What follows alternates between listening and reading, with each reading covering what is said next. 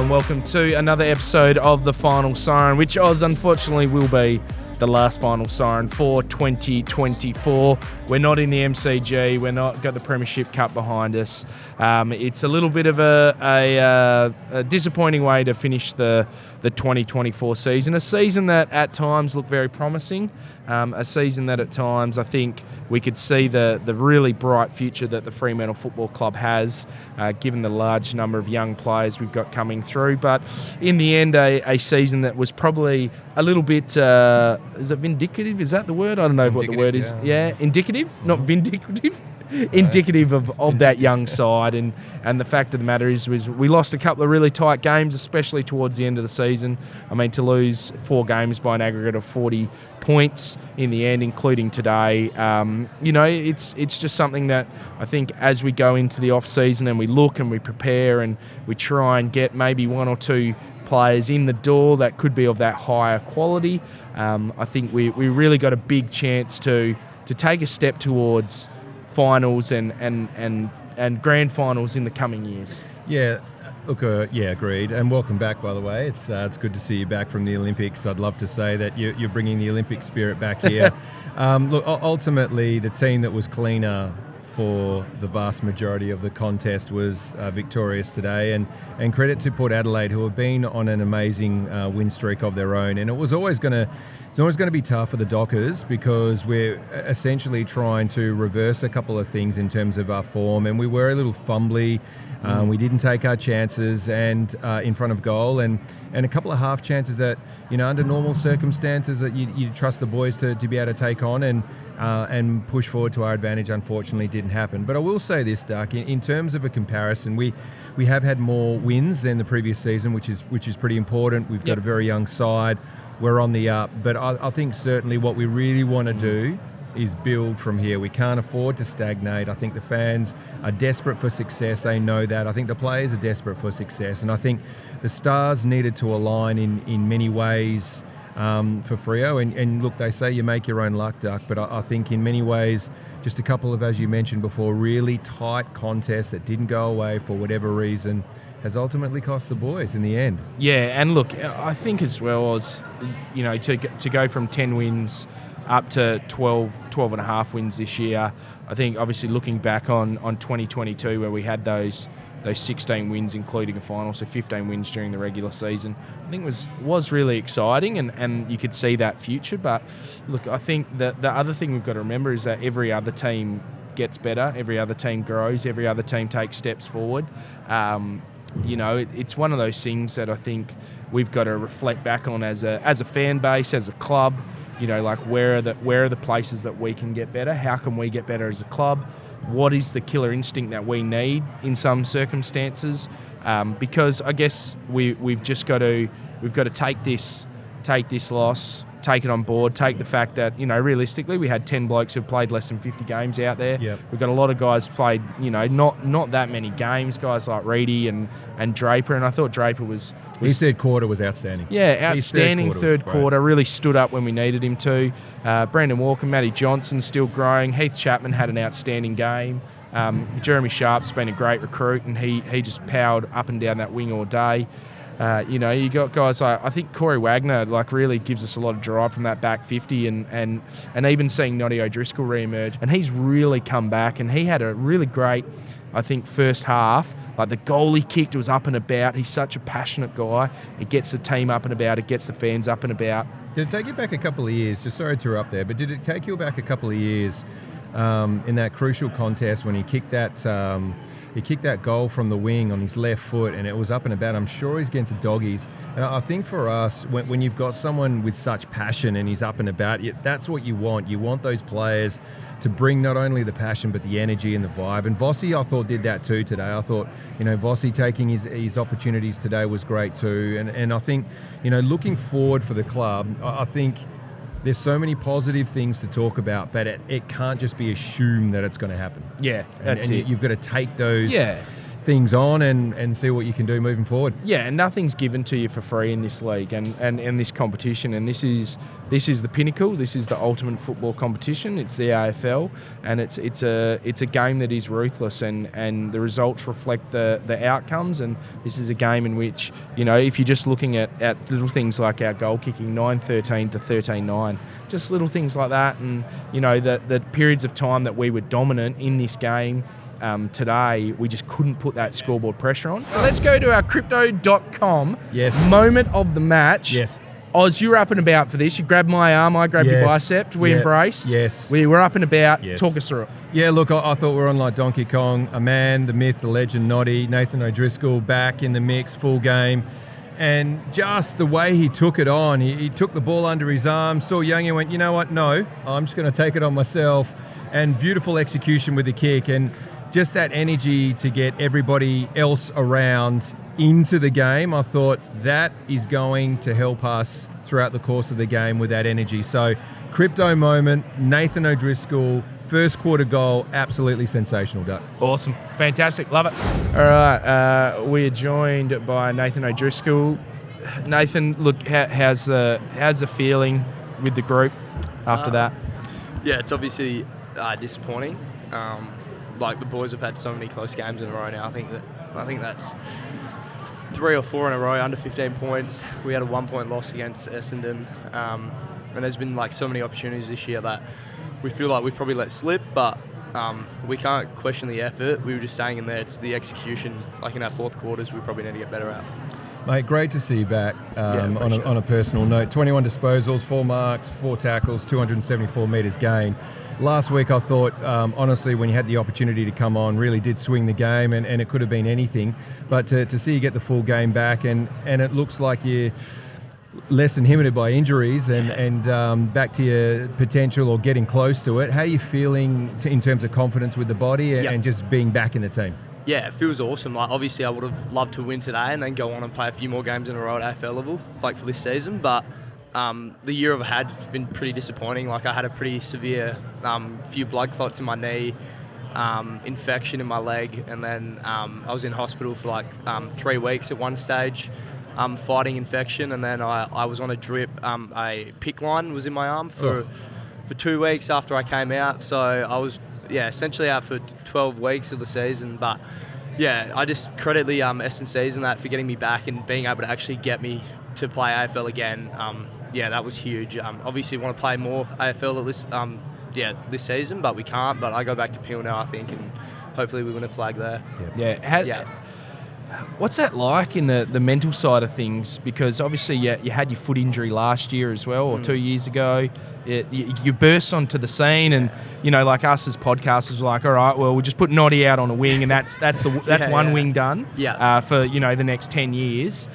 So like, talk us through that mental side of things to get through that, and infection, mate. Like, there's never a thing where you go, well, I'm going to miss games because I've got an infected knee. Yeah, it's tough. It is tough. Like, it's a mental struggle for sure. But again, I had good people around me. But last year, I lost a lot of confidence, I think, with my footy. But that was essentially because I wasn't 100%. My foot injury was still lingering. And I feel like when I get my legs driving and moving through the contest and I'm on the move, that's when I'm at my most dangerous. And that's when I can, really make an impact. But yeah, essentially, I thought I let a lot of people down last year, but I also put a lot of pressure on myself to back up the year I had as a first season. But yeah, just wanted to get back from my injury and essentially just play a couple games, and I've managed to do that. And I thought, as you said, I put my best foot forward, and I just want to have a good pre-season. And then come back bigger and stronger. Look, vibes from 2 years ago when you kicked that first goal, I thought, oh, here we go, we've got Noddy back here, this is going to be anything. I was getting up and about, and we talked about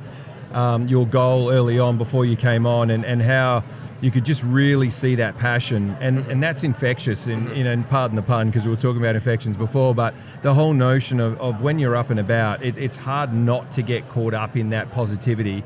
Do you feel like moments like that when you jag one, it's fantastic, it's great, here we go, and the boys just lift around that? Can you feel it? Yeah, you definitely do. Like, I tried to do that a lot in my first season, like 100%. I thought I was a little bit of a barometer, like when I came on and could kick those goals, so I thought like that was the igniter, and I've gone for Freo since I was like a little kid, since I was like 6 or something. So, then to get drafted here, like I love the purple, I love the fans, I love everything about this footy club.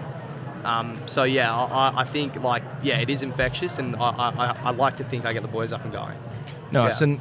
And look, obviously, finish the season strong at Peel now. Yep. That's the idea? How do you think we're looking down there? Yeah, we're looking good. I think the boys went down by 20 yesterday, Yeah. but the conditions were terrible. Like the Leederville Yeah. Ovals in Yeah. not a very good nick at the moment. But we're looking really good. We got a good midfield down there as well, like Will Brodie and Neil Erasmus, and Liam Reedy will probably come back as well, and play down there as well. So I'm not sure how it's working fully yet, because we obviously played AFL today. I'm not sure what's going to happen next week, but I'd love to go back and win a flag. That'd be awesome. And just looking at you came on as a sub last week, and you seem to have more of an impact being a bit more of an inside mid, bursting from that stoppage, whereas you've rolled out to a wing, obviously, and that may be, when you got drafted, you're a bit more of an inside player than an outside player, would you say? Yeah, it's hard to. So what's your focus? I guess is it just play what the team needs? Yeah, or whatever is the team needs. I've gone into more of a tag role since I came back from injury, but I got drafted as an inside mid, and I think my game's changed a lot from when I was a junior. I didn't use my speed as much. I was more of a contested ball winner, but at AFL level, you see the size of some of the boys out there. I've turned into more of like a speedy, sort of shifty player. So I think, essentially, if I have a good preseason this year, I think I'm going to be a swinger inside mid to wing. But I think, I've got that burst to get out of the stoppage and get some, ignite some flames. Nice. Yeah.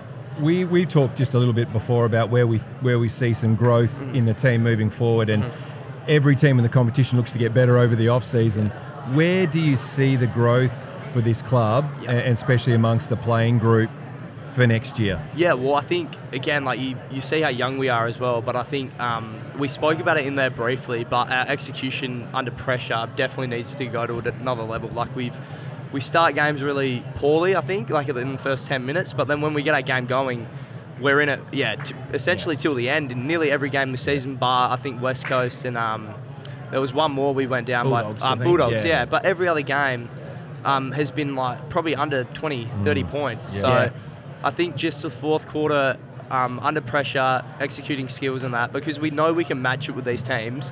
And all the 4 games we've had previously, like the last 4 weeks, we know we're winnable ones. So we win them, we're probably top 4 right now. Yeah. So there's a lot of growth. Like, we're young, so I think we're really connected as a group as well. Like, we love each other. So do you guys, if you don't mind me asking, I know some like to go off and do their own thing, but do you still stay connected over the off season? Yeah, we do. So we normally have a lot of boys go away for a week or two, but then like last year we had like a group of 15 to 20 that stayed in Perth, and we just got after it. Did extras, did boxing and stuff, which is really great. Like, the more people, the better it is. It's more enjoyable. So we'll do that again this year. We've already spoken about it. You're obviously you've been down at Peel. You've seen the guys that are coming through that are pressing up. Is there anyone down there that you're like, mate, we've got to look out for this guy next season, get a big pre-season into this bloke, and he's going to be up and about? There's a couple, I reckon. Like Huey Davies had a few games this year. He's a really, really good defender, does good 1%ers. But then I've said, like, Sebek Kuek, like, the way he's come back from an ACL injury, you should watch him. Like, go down there. I recommend people go watch him, because he can turn a quarter like that, and he can take screamers, and he can kick 4 or 5 in just a quarter. Like, he's that impactful. And then I said this year at the start of the year, Cooper Simpson, I think he's going to have a big pre-season, and he's really crafty, and he's going to be a really good player for Fremantle. Yeah, nice. And look, you've already touched on it before about what was said in the rooms in terms of, being a little bit cleaner and all that sort of stuff. Was there another sort of general message from JL to the boys post-game or anything like that? Yeah, he said, like, pretty much it's going to hurt, and it should hurt. Because, essentially we've had opportunities that we let slip. So it's going to burn, and then they spoke about how there's going to be shift, that it's a football department. There's going to be people that won't be here next year. There's going to be people getting delisted. There's going to be people getting traded, wanting to go somewhere else. But the core group we have, the staff that we have here, everyone involved, like, it's just a great environment to be in. And I think, like, we're really connected as a whole footy department. And I think it's just one of those things, isn't it? Like, when we and I think that's where maybe the general disappointment comes from fans and the players, of course, and just everyone in the footy group and the community, is that I think we see now a top 8, which is like, you're like, oh, we could beat that side, and we could beat that side, and we could beat that side, and like on our day we could beat nearly everyone in that top 8, and you just kind of like, I guess you do kind of kick yourself and go, well, could this have been, get on a roll? But I think obviously a lot of teams were going this way, and we were kind of just, all it takes is a win, like a good win here or there, and you're back on track. But look, just wasn't to be. Can I ask this one, Nathan? Going out there, you guys, what did you know about the St Kilda Carlton game? We knew we were going to get told before we went out there, because the game finished as we were walking before we walked through the whatever that underground bit is there. So JL just said the season's alive, and it ignited the boys a bit, but we couldn't get our arousal level too high. Wanted to. Our main focus was, no matter what the outcome was of that game, we just stick to what we know in our process and play our role. And we didn't get it done, but again, can't fault the effort. Yeah, look, I know you're pretty flat, and you've been great coming on, but we'd like to finish with a couple of lighter questions, as we do. 22 Noddies on the wing versus 22 Sharps. Who actually wins the game? I'm gonna back Sharpie in, because you should see that bloke run. He kept up with Peter Bowl in the pre-season time trial, so I'm backing him in.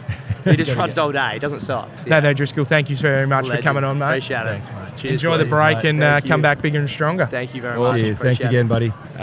We might wrap that up there, I reckon, Oz. Thank you to Nathan O'Driscoll for coming on. Thank you for everyone behind the scenes, including our man Bretto, who helps us with this. Big congrats to Bretto going forward. And look, guys, let's really get into our favourite time of the year, which is October. Trade time.